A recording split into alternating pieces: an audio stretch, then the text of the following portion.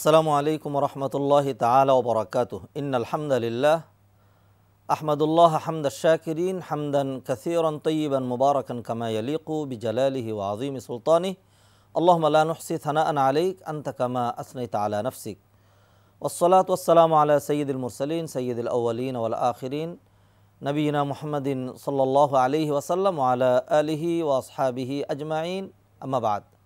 সম্মানিত ভাই বোনেরা, আমার আপনার অত্যন্ত শিক্ষণীয় অনুষ্ঠান এনটিভির অত্যন্ত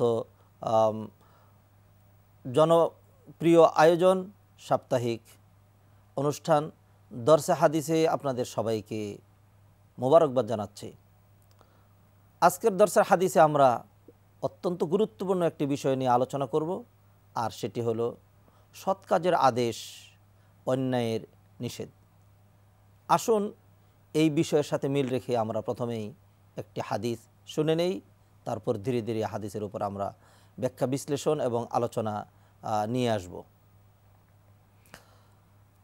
আন আবি সাঈদিন আল খুদরি রাদিয়াল্লাহু তাআলা আনহু قال سمعت رسول الله صلى الله عليه وسلم يقول من رأى منكم منكرا فليغيره بيده فإن لم يستطع فبلسانه فإن لم يستطع فبقلبه وذلك أضعف الإيمان রওয়াহু মুসলিম। সুপ্রসিদ্ধ সাহাবী আবু সাঈদ খুদরি রাদিয়াল্লাহু তাআলা আনহু থেকে বর্ণিত, তিনি বলছেন, আমি আল্লাহর রাসূল সাল্লাল্লাহু আলাইহি ওয়াসাল্লামকে বলতে শুনেছি, তিনি বলছেন, তোমাদের মধ্যে যে কেহ কোনো অন্যায় প্রত্যক্ষ করবে সে যেন শক্তি প্রয়োগের মাধ্যমে সেটিকে পরিবর্তন করে দেয়। ফাইন লাম ইয়াস্তাতি, আর যদি সে তাতে সক্ষম না হয় তাহলে জবান ব্যবহারের মাধ্যমে তা পরিবর্তন করবে।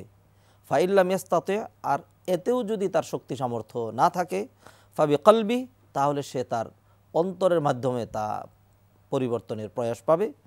ওয়াজালিকা আদআফুল ঈমান, আর এটি হলো অত্যন্ত দুর্বলতম ঈমানের পরিচয়।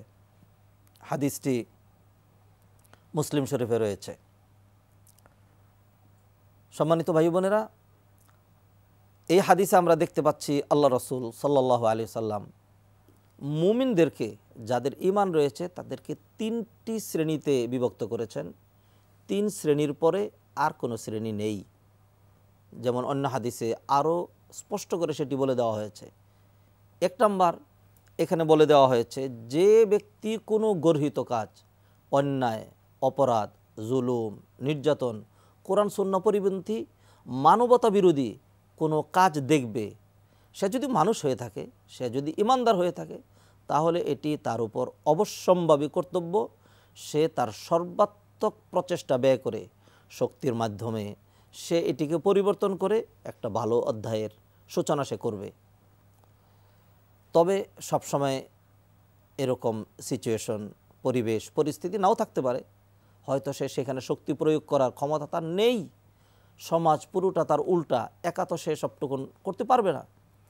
তখন সে কী করবে? ফাইন লাম ইয়াস্তাতি ফাবিলিসানি, তখন সে তার জবান ব্যবহারের মাধ্যমে, বক্তৃতা, মিষ্টি ভাষায় তাদেরকে বারণ করার মাধ্যমে, তাদেরকে ওয়াজ নসিহতের মাধ্যমে, উপদেশের মাধ্যমে, অর্থাৎ জবানকে যতভাবে ব্যবহার করা যায় সেই ব্যবহার করে তাদেরকে বুঝিয়ে যে এতে এরকম ক্ষতি আসতে পারে, এটা ছেড়ে দিলে এই উপকার হবে, এইভাবে সে অন্যায়টাকে দূর করার চেষ্টা করবে।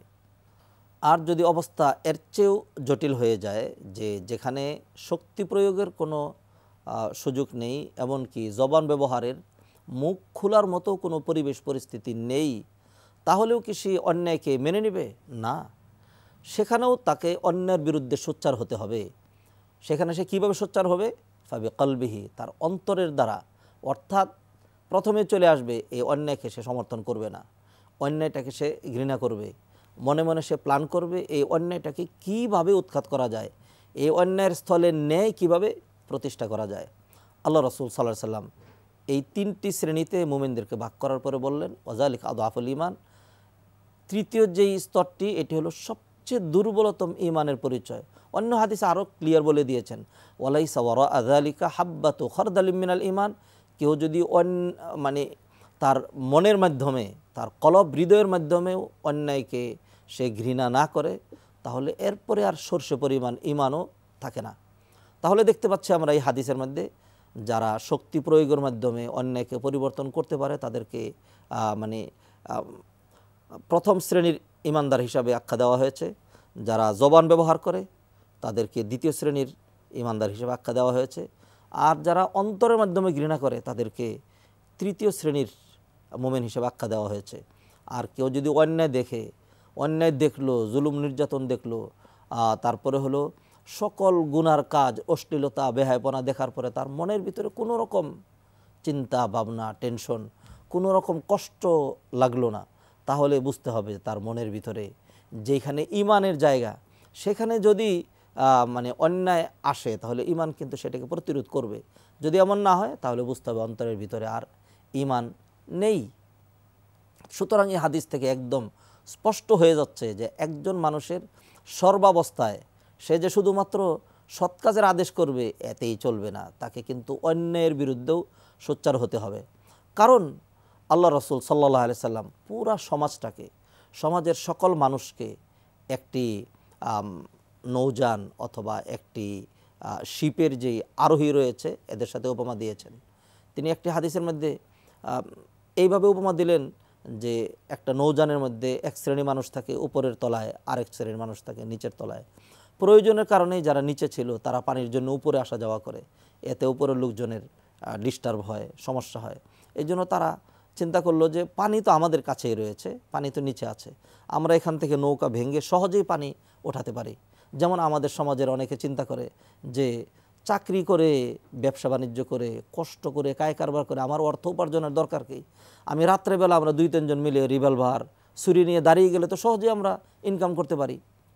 তো সহজ ইনকামের পথ তারা যেমন বের করছে, ঠিক ওই লোকদের মতো যারা সহজে নিচ থেকে পানি উত্তোলনের চেষ্টা করছে। তো যখন তারা এই নৌকাটাকে কাটতে শুরু করলো তখন উপরতলার লোকজন এসে দেখে তারা নৌকা এরকম কেটে নিচ থেকে পানি ওঠানোর চেষ্টা করছে। জিজ্ঞেস করলো তোমরা কি করো? বললো যে আমরা পানি ওঠানোর চেষ্টা করছি।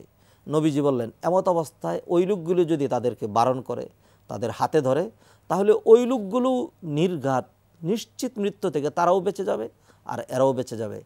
আর যদি এরা বাধা না দেয় তাহলে যারা অপরাধ করলো আর যারা অপরাধ দেখে চুপ করে দাঁড়িয়ে থাকলো ওরাও ধ্বংস হবে, এরাও কিন্তু ধ্বংস হবে।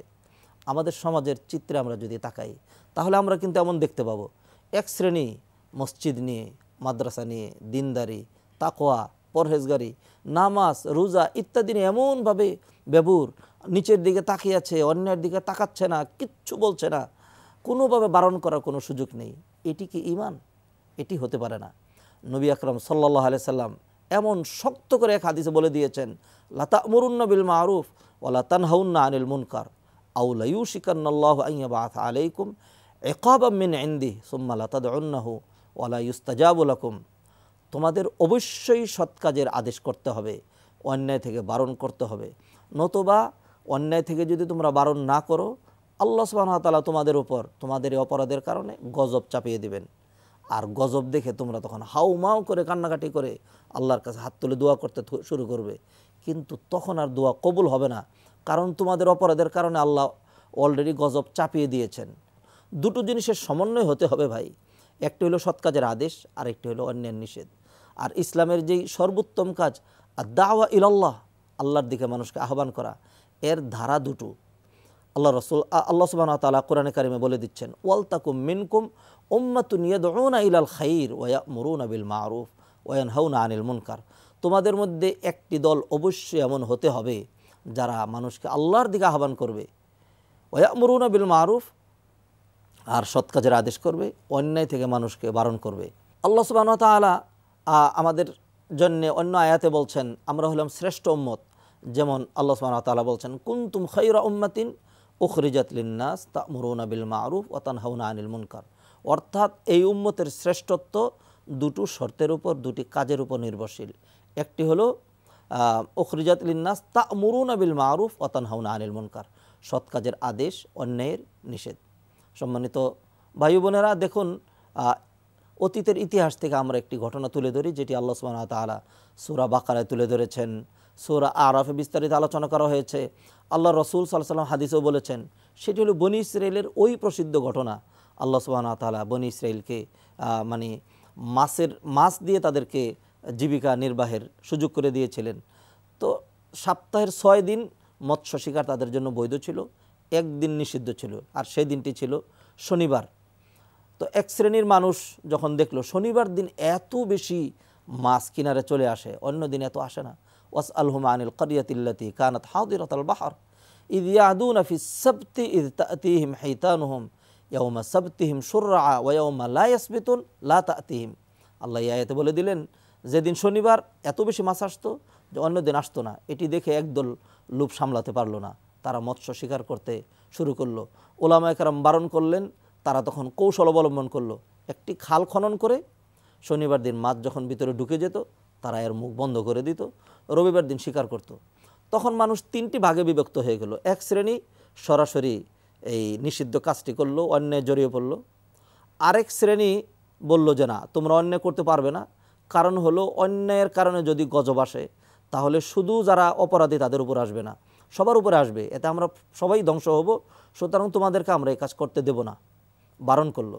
কারণ কোরআনে আল্লাহ বলে দিয়েছেন, ওয়াত্তাকু ফিতনাতান লা তুসিবান্নাল্লাযীনা যালামু মিনকুম খাসসা, তোমাদের মধ্যে যারা জালেম, যদি গজব আসে শুধু তাদের উপরেই আসবে না, বরং অন্যান্যদের উপরেও চলে আসবে। এই জন্য দ্বিতীয় গ্রুপ তাদেরকে বাধা দিল।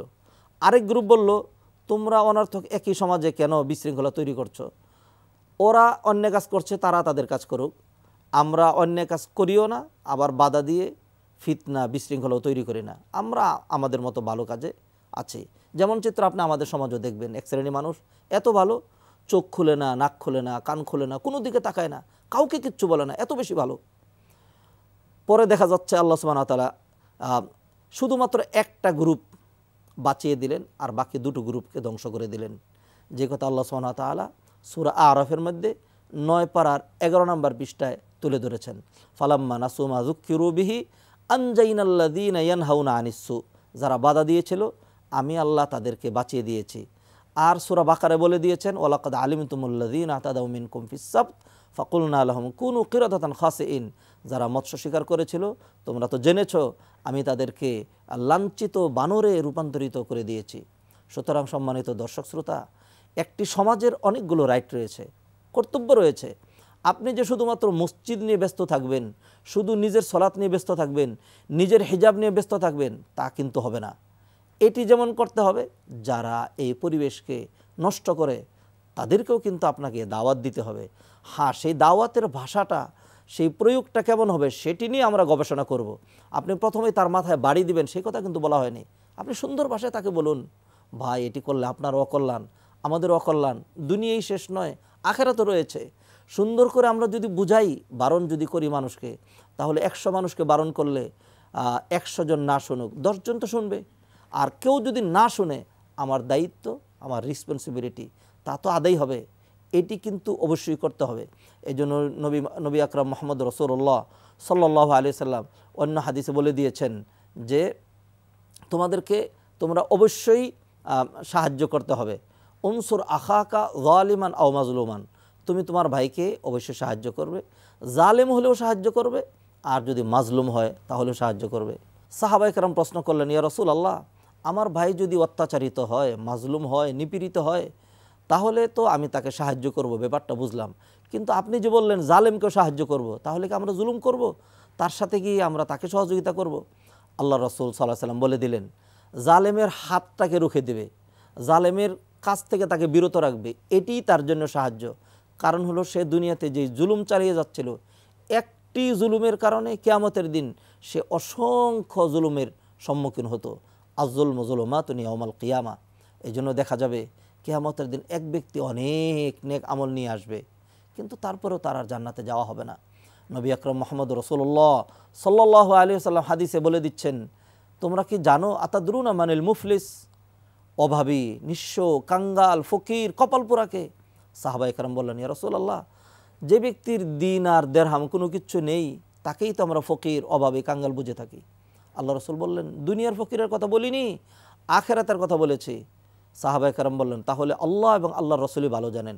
আল্লাহ রাসূল সাল্লাল্লাহু আলাইহি ওয়াসাল্লাম বলে দিলেন, এক ব্যক্তি আকাশচুম্বী নেক আমল নিয়ে হাজির হবে, যেই নেক আমল দিয়ে সহজে সে জান্নাতে যেতে পারত, কিন্তু দেখা যাচ্ছে দুনিয়াতে সে মানুষের উপর জুলুম করেছিল, একজনের অধিকার হরণ করেছিল। এমত অবস্থায় একজন দৌড়ে এসে বলল, আল্লাহ, তার এত নেক আমল তাকে জান্নাতে দিয়ে দিচ্ছেন, শাতামানি হাজা, এই লোক কিন্তু দুনিয়াতে আমাকে গালি দিয়েছিল। আরেকজন এসে বলবে দরাবানি হাজা, এ লোক আমাকে প্রহার করেছিল। আরেকজন এসে বলবে আখাজা মালি হাজা, এই লোক আমার মাল সম্পদ নিয়ে নিয়েছিল। আরেকজন এসে বলবে এ বেটা 50,000 টাকা ঘুষ খেয়ে আমার পিতার বিরুদ্ধে মিথ্যা সাক্ষী দিয়েছিল, আমার পিতাকে আমরা হারিয়েছিলাম, পিতাকে ফাঁসি দেওয়া হয়েছিল। এই রকম জুলুমের বিভিন্ন রকম লোকজন যখন আসতে থাকবে পাওনাদাররা, তখন প্রত্যেকের পাওনা অনুযায়ী দিনার দেরহামের তার কোনো প্রচলন নেই। হয়তো নেক আমল দিতে হবে অথবা বদ আমল নিতে হবে। তার নেক আমল থেকে এদের পাওনা পরিশোধ করতে করতে সব শেষ হয়ে যাবে। আরেক ব্যক্তি এসে বলবে আমি তো পেলাম না, আমারও তো অধিকার রয়ে গিয়েছে, এর কাছে আমারও পাওনা রয়ে গিয়েছে। আল্লাহ বলবেন বান্দা আমার কাছে সুন্দর ফয়সালা আছে, তো ঠিক আছে, এর তো নেক আমল নাই, কিন্তু তোমার সমস্যা কি? বললো আমার তো গুনাহ সমস্যা।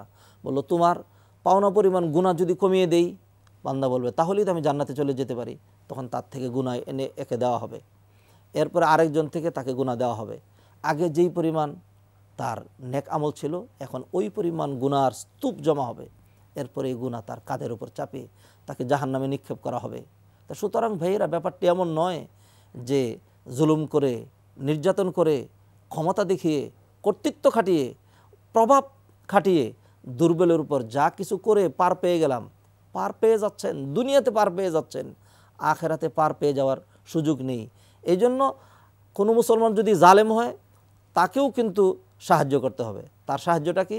তার জুলুমের বিরুদ্ধে রুখে দাঁড়াতে হবে, তাকে সহযোগিতা করতে হবে, জুলুম করতে দেয়া যাবে না। এটি তার জন্য কল্যাণ, এটি যে বাধা দেবে তার জন্য কল্যাণ। সুতরাং আমরা দেখতে পাচ্ছি সৎ কাজের আদেশ, অন্যায়ের নিষেধ এত গুরুত্বপূর্ণ বিষয় যে এখান থেকে কাউকে অব্যাহতি দেওয়া হয় নাই। প্রত্যেকেই তার তার ক্যাপাসিটি, প্রত্যেকেই তার তার যোগ্যতা অনুযায়ী সে সৎ কাজেরও আদেশ করবে, অন্যায়েরও বারণ করবে। গুরুত্বপূর্ণ বিষয় যেগুলি রয়েছে সেগুলি যারা ক্ষমতাধর ব্যক্তিত্ব তাদের জন্য, যারা ওলামায়ে কেরাম তাদের জন্য। সাধারণ বিষয় যেগুলি রয়েছে, যেমন দেখুন মিথ্যা বলা গুনার কাজ, এটির জন্য দিন ধর্ম কোনো কিছুর জ্ঞানের প্রয়োজন হয় না।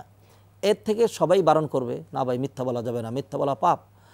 তারপরে হলো জুলুম নির্যাতন করা, এটি অত্যন্ত একটি সামাজিক কঠিন বেদির নাম, এটি করা যাবে না, সমাজে অশান্তি চলে আসবে, সমাজে ধ্বংস আসবে। এই কাজটা প্রত্যেকেই করতে হবে। আর এই দায়িত্বটুকুন কেউ যদি আঞ্জাম দিতে ব্যর্থ হয়, তাহলে কিন্তু অবশ্যই আল্লাহর কাঠগড়ায় দাঁড়াতে হবে। সুতরাং আমার ব্যক্তিগত কল্যাণের জন্য, সামাজিক উন্নতি অগ্রগতির জন্য, আমাদের রাষ্ট্রের কল্যাণের জন্য আমাদেরকে দুটো কাজ করতে হবে। একটি হলো সৎ কাজ করতে হবে, অন্যায় থেকে বারণ করতে হবে। এই জন্য একজন কবি বলেছেন, অন্যায় যে করে আর অন্যায় যে সহে, তব ঘৃণা তারে যেন তৃণসম দহে। আসুন কোনো রকম অন্যায়কে আমরা সাপোর্ট করব না, সমর্থন করব না। অন্যায়কে আমরা অবশ্যই বারণ করব। এটি আমাদের ইমানি দায়িত্ব, এটি আমাদের রাষ্ট্রীয় দায়িত্ব, এটি আমাদের দুনিয়ার উন্নতির জন্য অপরিহার্য কর্তব্য, আখিরাতের নাজাত নিষ্কৃতির জন্য অত্যন্ত জরুরি বিষয়। আল্লাহ সুবহানাহু ওয়া তাআলা আমাদেরকে সৎ কাজের আদেশ, অন্যায়ের নিষেধ, এই দুটোর সমন্বয়ের মাধ্যমে সবচেয়ে উত্তম কাজ দাওয়াত ইলাল্লাহ সম্পাদন করার, দাওয়াত ইলাল্লাহর কাজ করার তৌফিক এনায়েত করুন। এই কামনা ব্যক্ত করে আজকের দর্শে হাদিসে এখানেই বিদায় নিচ্ছি। আল্লাহ সুবহানাহু ওয়া তাআলা সবাইকে আরও বেশি কল্যাণের তৌফিক এনায়েত করুন। আল্লাহ সুবহানাহু ওয়া তাআলা সবাইকে ভালো রাখুন। আমাদের এই দর্শে হাদিস দেখার জন্য আপনারা লগ ইন করতে পারেন www.ntvbd.com। আসসালামু আলাইকুম ওয়া রাহমাতুল্লাহি তাআলা ওয়া বারাকাতুহু।